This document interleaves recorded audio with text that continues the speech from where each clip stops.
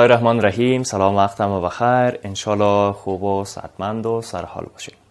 درس ما درس هشتم در صنف دوم است که بین صفحات 31 الی 36 کتابتان در مورد ادبیات در قرن نهم و دهم هجری صحبت کرده. البته بیشتر گپایش تاریخی است، اما پیش از اینکه در مورد ادبیات قرن 9 و 10 هجری براتون بگویم، یک مرور کوتاه به درس گذشته هم داشته باشیم که درس ما امروز بسیار زیاد است و بتوانیم تمامش بگوییم.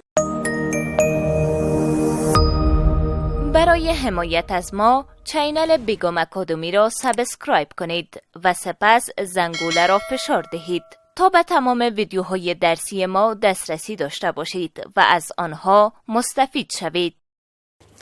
در درس گذشته ما شما در قالب یک شعر از پایگاه انسان گفتیم و ثنایی غزنوی در مورد جایگاه، شخصیت، ظرفیت و توانایی‌های انسان، اخلاق و تربیت انسان صحبت کرده و از زندگی نامه ثنایی غزنوی و آثار ثنایی غزنوی براتون گفتم، از مشهورترین آثارش براتون گفتم و در بخش آیین نگارش از مرحله ایجاد تفکر که از 3 مرحله نگارش از براتون گفتم، کارخانگی هم داده بودم. اما به این که از اهداف درس جدید خود بگیم. اولین هدف درس ما شما آشنایی با ادبیات قرن نهم و دهم هجری است.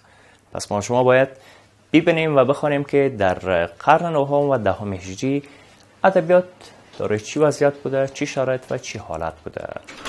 و دومین هدف کسب معلومات در مورد مرحله تنظیم فکر است، چون ما شما گفتیم که خود نگارش 3 مرحله داره که یکی 2 مرحله شده در جلسات قبلی خواندیم. یکی از مراحل که مرحله تنظیم فکر است و دومین مرحله است در موردش براتون بگویم. آماده هستین که بریم پیش؟ بله. بسیار خوب. از ادبیات در قرن نهم و دهم هجری میگم. با مطالعه ادبیات در قرن نهم و دهم ایجاب میکنه که ما تاریخ صفوی ها، تیموری های هرات و امپراتوری مغولای هندوستان هر 3 را از زیر نظر خود بگذارانیم. به خاطر چی؟ به خاطر که قرن 9 و 10 هجری همزمان بوده با امپراتوری های صفوی ها، تیموری ها و مغول ها در مناطق مختلف که من براتون گفتم صفوی ها در ایران بوده، تیموری ها در هرات بوده و مغول ها هم در هندوستان. امیر تیمور گرگان 3 بار بر خراسان و فارس هجوم میاره و امرای موجود محلی را به طور کامل منقرض میسازه و از بین میبره که در نتیجه ملوک کرت هرات، سربداران سزاوار و آل مظفر فارس از صحنه کاملا بدر میشن، دیگه برداشته میشن و بعد از مرگ امیر تیمور قلمرو وسیعش در بین فرزنداش تجزیه میشه و بالاخره فرزند 4م شاهرخ میرزا میتونه که بخش بزرگ از قلمرو پدر خود تحت تسلط خود بیاره.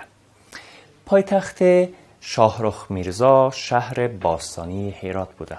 او که میخواست ویرانی های پدر خود جبران کنه، دست به اصلاحات وسیع میزنه، امنیت را تأمین میکنه و راه های تجارتی را از شر دزدا نجات میده که کارهای نسبتا خوب است که در زمان پدرش معمولا امنیت وجود نداشته، راه ها امن نبوده، تجارت به خوبی صورت نمی گرفته.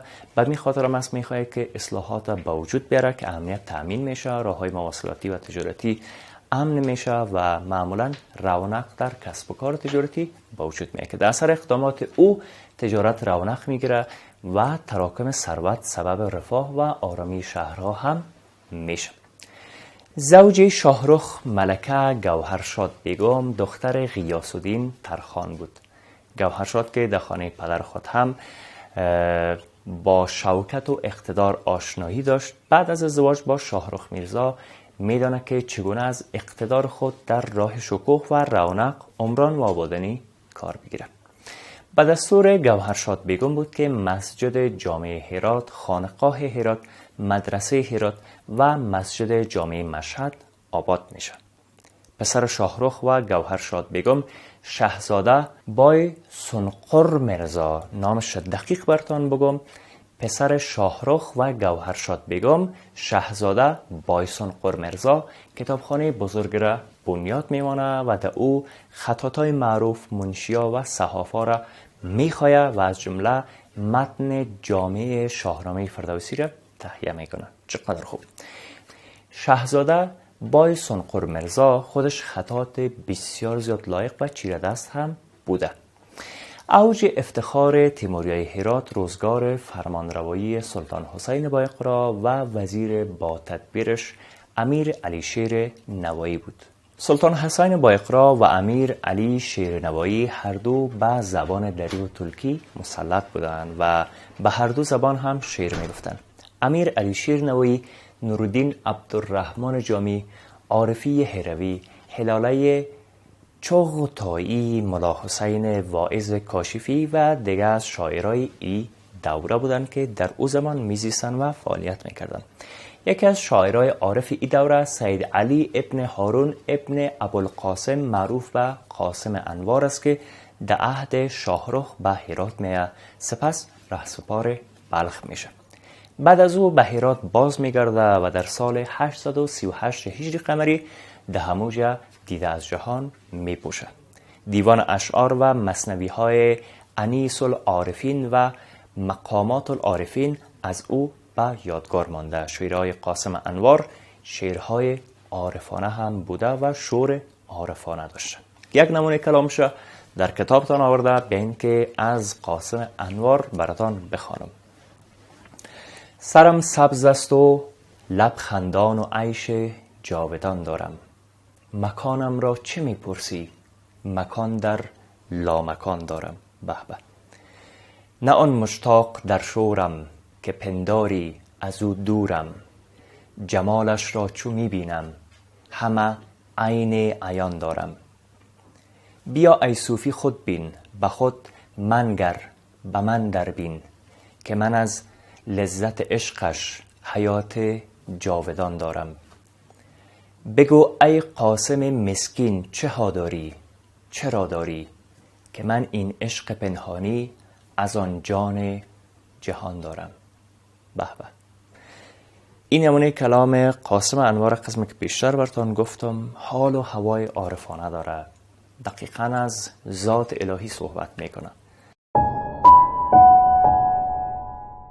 عشق و شور و شوق و زندگی خود تمامش مدیون ذات اقدس الهی و خارق العاده میدونن. و همین خاطر میگن که قاسم انوار شعرهای عارفانه میسروده. از شاعرای قابل یادآوری ای عصر بابا فغانی شیرازی هم هست که در شیراز شغل چاقوسازی داشت و در آغاز سکاکی تخلص میکرد که او به دربار اوزون حسن تقرب هم میجوید. او در آخر عمر عزلت میگزینه و به عرفان پناه میبره. بابا فغانی را از پیشگام‌های سبک دانستن که بعدها به سبک هندی هم معروف میشه. صاحب از استمداد و اقتدای خود به او صحبت میکنه و چی میگه؟ از آتشین دمان به فغانی کن اقتدا، صاحب اگر تتبع دیوان کس کنی. سلطان حسین بایقرا که در سال 872 هجری قمری بر سریر سلطنت هرات تکیه زده بود، بعد از 39 سال سلطنت در سال 911 هجری قمری چشم از جهان میبنده. پس از او سلطنت تیموریای هرات رو به انقراض میره و قدرت به صفویای ایران انتقال پیدا میکنه. شاههای صفوی که میخواستند تشیع مذهب مسلط ایران بسازن درگیر مبارزه با خلافت عثمانی میشن و به این ترتیب بازار علم و دانش شعر و در ایران کساد پیدا میکنه و دانشمندا و شاعرایی که در دربار شاههای صفوی اقبال ندیدن روی به سوی هند میارن و در اوجا با استقبال گرم سلاطین مغولی که مؤسس آنها سلسله ظهیرالدین محمد بابر بود روبرو میشن و بخصوص در دربار نورالدین محمد جهانگیر و شهاب‌الدین محمد شاه جهان گرد میان و در کنار هم جمع میشن. در قرن دهم هجری شاعرای مثل فیض دکنی، عرفی شیرازی، کلیم کاشانی، ناصر علی سرهندی و دیگران در دربار جهانگیر، اکبر و شاه جهان شاعری هم میکنند که یکی از شاعرای مشهور قرن دهم هجری عرفی شیرازی است که در قصیده، مثنوی و غزل شاعر توانا بود. او مثنوی های مخزن الاسرار و خسرو و شیرین نظامی را استقبال هم کرده. عرفی در سال 936 هجری قمری در شیراز به دنیا می و بالاخره در سال 999 هجری قمری در لاهور دیده از جهان فرو میبنده و وفات میکنه. انا لله و انا الیه راجعون. اما بیاین یک نگاه بسیار کوتاه و گذرا به بررسی های ادبی در این سده هایی که گفتم و در کتابتان آمده هم گپ بزنیم. دوران سلاله تیموری بخصوص در سده های نهوده دوران اطلاع سرزمین ما شما هم بوده. این خانواده با او که خود ترکی زبان بودند در پرورش و شکوهمندی ادب دری بسیار زیاد تلاش کردند. زوال و قهقرایی که در دوران فرمانروایی چنگیزیا زبان، فرهنگ و ادب دری را تهدید میکرد نه تنها متوقف شد بلکه باردگه هم این زبان به مثابه زبان علمی و ادبی در بسیاری از کشورها مثل ترکیه، هند، آذربایجان، نواحی گرجستان و توابع اونها به مثابه زبان ادبی رونق تازه پیدا میکنه. چقدر خوب.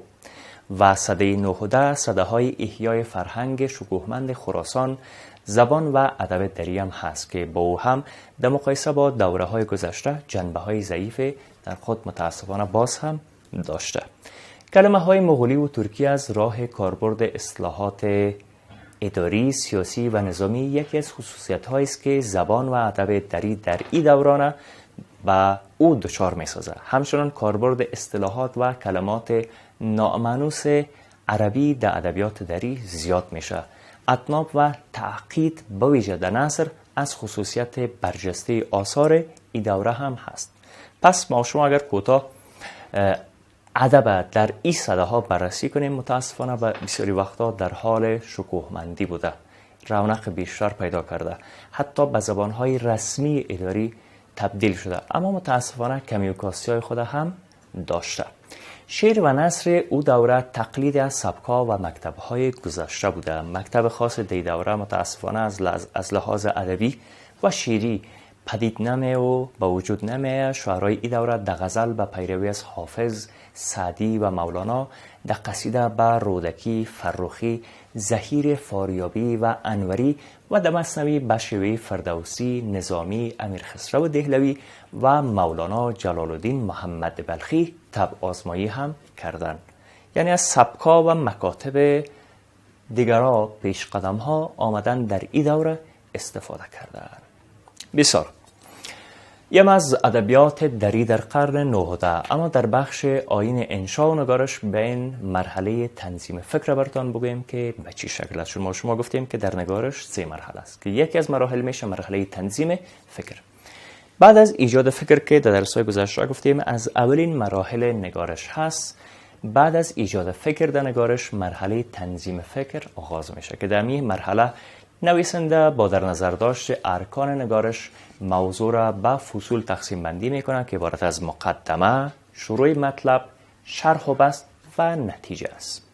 هر کدام این فصول دارای عناصر اصلی و فرعی متعدد هم هست. باید هر کدامش را جدا جداگانه در نظر بگیره و در نظر گرفته شود تا موضوعات با هم آمیخته نشن. چون مقدمه از شروع مطلب، از شرح و بسط و نتیجه باید کاملا چی باشه؟ متفاوت. به خاطر چی؟ به خاطر که کار برای نگارنده و خواننده هر دو مشکل ایجاد میکنه، در حالی که تنظیم فکر به صورت درست هم اگر انجام شود هم بر خواننده هم بر نویسنده سهولت فراهم میسازه و مفید هم واقع میشه.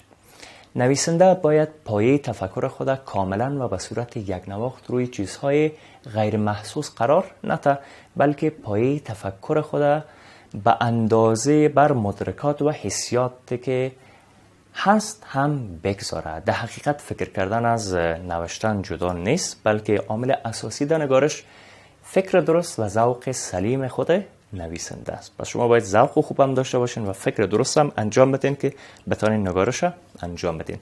نگارش زیبا و رسا اوست که موضوعش قبلا به درستی و مهارت در ذهن پرورش و تنظیم شده باشه و به شکل دلپسند، منطقی و یک دست به خود هم رسیده باشه و او وقت است که ما شما اقدام میکنیم به بیان از او که سومین مرحله نگارش میشه. بسیار بیاین درس خود کوتاه جمع‌بندی کنیم و بریم کارخانگی بگوییم. در درس فعلی خود ما شما در مورد ادبیات در قرن 9 و 10 هجری گفتیم. اوضاع تاریخی را بررسی کردیم، کدام شاعرها با کدام سبک‌ها و مکاتب فعالیت داشتن و در آخرین قسمت درس در مورد مرحله تنظیم فکر گفتیم که بعد از مرحله تفکر در ذهن به خاطر نگارش باید انجام شود و تمام. بیاین کارخانگی بگیریم. نشون کنین. سوال اول: خصوصیات ادبیات قرن نهم و دهم هجری قمری چی بود؟ سوال دوم: مرحله تنظیم فکر چگونه است؟ شرح دهید. سوال اول: خصوصیات ادبیات قرن نهم و دهم هجری چی بود؟ سوال دوم: مرحله تنظیم فکر چگونه است؟ شرح دهید. دو سوال کارخانگی دارم. درس تمام شد. انشالله که فهمیده باشین. تا که بازم همدیگر رو میبینیم متوجه خود باشین. قبل از آغاز درس بعدی وقفه کوتاه میگیریم.